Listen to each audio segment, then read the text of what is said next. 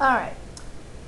Okay, guys, so now we're going to sit there and just write what we discovered on the previous page into our theorem, and then we're just going to apply it. And I'm going to give you a quick little different way of looking at it just so you remember, but I want you to think clearly of what we're doing. So here's the first thing. So if two figures are similar and have the similarity ratio, so that's the SR, right, of A to B, then the ratio of the perimeters is A to B. And we know the ratio of their areas is A squared to B squared. So it helps us quickly figure it out. And then I had a friend who kind of get a quick visual. She would go similarity ratio, ratio of perimeters, and she'd go ratio of areas. And so she just gave us a visual way of seeing that. A to B, A to B, A squared to B squared. And what she did, she goes, all right, how do I go from one to the other? She would look at the column. And we always, this was kind of like our home base, similarity ratio. How do I use the similarity ratio to get ratio of area? Oh, I take square it. But if I'm given the ratio of area, I need similarity ratio, I'd go backwards. I'd take the square root of it. So it gave her a quick visual, and so she uses 3 different columns when she works with it. And I think that's another good way of thinking about it. So let's do the first ones. And some of them are really easy. It says, for each pair of similar figures, find the ratio of perimeters and the ratio of areas. Remember, if you know the similarity ratio, you know the ratio of the perimeters. So similarity ratio equals ratio of perimeters. So let's do that. So similarity ratio, ratio of perimeters, oh, just 4 to 5. Then to get the ratio of the area, we just square it. So it'd be 16 to 25. And then we have our other one here. We said they're similar again. Now to make sure you matchy what? Matchy. We make sure every corresponding part goes together. Well, that means you're going to use these two sides as your similarity ratio. And I'm going to go left to right because this one's here. So the similarity ratio, which equals the ratio of the perimeters, is going to be 3 to 5.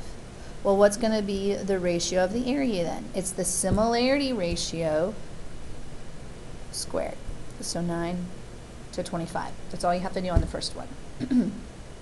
Well, the next one says find the similarity ratio and the ratio of perimeters for each pair of similar figures. So what they're doing now is we're going to be working backwards. So here it says 2 regular hexagons with the area of 8 square inches and 32 square inches. So we're going to be going this direction. So instead of squaring it, I have to go opposite or inverse operation. So we're going to have to take the square root of it. So here's kind of the cool part. So to get the similarity ratio, because we know the ratio of area is 8 to 32, or could I even go ahead and reduce that? 1 to 4. We can sit there and say, okay, we'll take the square root of 1 to 4. So once we do that, I get 1 over 2. Now, if I know the similarity ratio, do I know the ratio of perimeter? Yes, because they're equal, it's just 1/2. So 2 birds with 1 stone, right? The next one, we have 2 circles with areas of 128 pi square centimeters and 18 pi square centimeters. So we're going from a larger one to a smaller one. But we're going to do the same type of scenario. So like here with the similarity ratio, I know, again, my ratio of my area is 128 pi over 18 pi. Well, what simplifies out? The pi's, they've turned into a 1, so they're gone. And then I can sit there and say, okay, what comes out of both 18 and 128? Well, 2 does, okay? So that really is at 64 over 9. So I have the ratio of my areas. Well, to go backwards from ratio of area to similarity ratio, I have to take the square root of it. Now, some people like writing it in 1, or I want to go straight to the way of taking the simplifying a radical with the square root. I want to make sure I go ahead and write it into the 2 separate parts. And what do we get here? The square root of 64 is what? 8, and the square root of 9 is 3. Excellent. All right. Now, these next couple problems are straight like problems from your book. And if you don't read directions carefully or if you don't watch these examples, you get confused. And it's really frustrating for a teacher when you get confused. So here's what I need you to ask. What do I have? Which ratio do I have? Which ratio do I want? So then you ask, what proportion do I set up? Okay, it's actually the questions that are up in my room that says, what do you have, where do you want to go, how are you going to get there? But those questions really help you problem solve well, so I want to use them specifically in this case. It says, find the area of the larger figure if I know they're similar. And I go, the area of the smaller one is given. Now, I don't want to have to sit there and calculate areas anymore if I don't have to.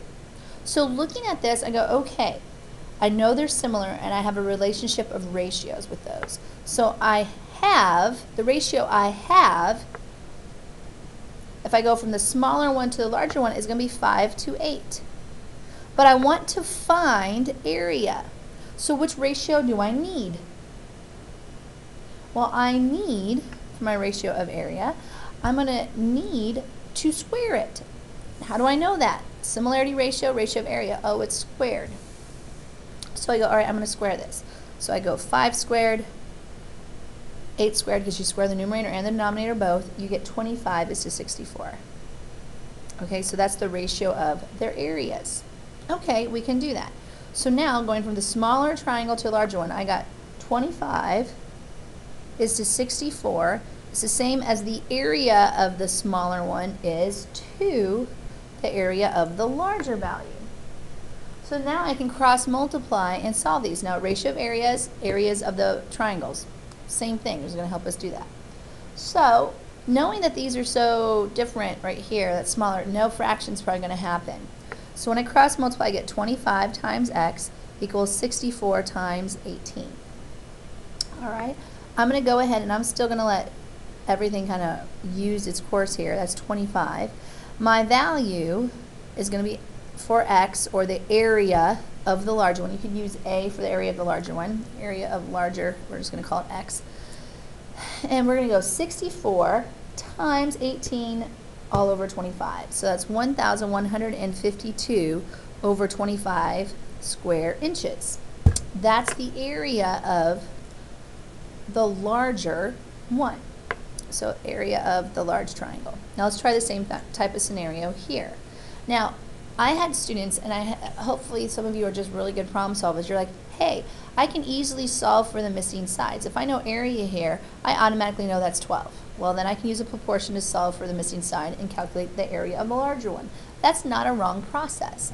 But this is just another way of keeping you from having to do that in between step. So what am I needing? I need the area of the larger one. I don't know it. Okay, I need the area. I have a pair of corresponding sides, so that's the similarity ratio. So again, I got my similarity ratio. That's going to be 7 is to 15. But what I want to find is area, so I need to square it. So 7 squared is 2, 15 squared, so that's 49 over 225. So then I can set up a proportion with area, because now that's my ratio of areas. So I can go 49 is to 225 is the same as 84 is to the area, and I'm just going to say area of large one this time. It's anything that helps you kind of remember what you're looking for. So then I'm going to go ahead and cross multiply. That's my missing piece. Go 84 times 225. I'm going to divide by 49. Now here's the cool thing, guys. You can reduce on your own. Notice I did this before I multiplied, because then I could go, oh yeah, that goes in there 7 times, and I know this goes in there 12. And now my answer goes straight across. 12 times 225, oh, that's 2,700 over 7 square centimeters. Now, I know I always tell you guys go down, but we're running out of space here. So 2,700 over 7 square centimeters. All right, we're going to do the other side, and we're almost done with these notes.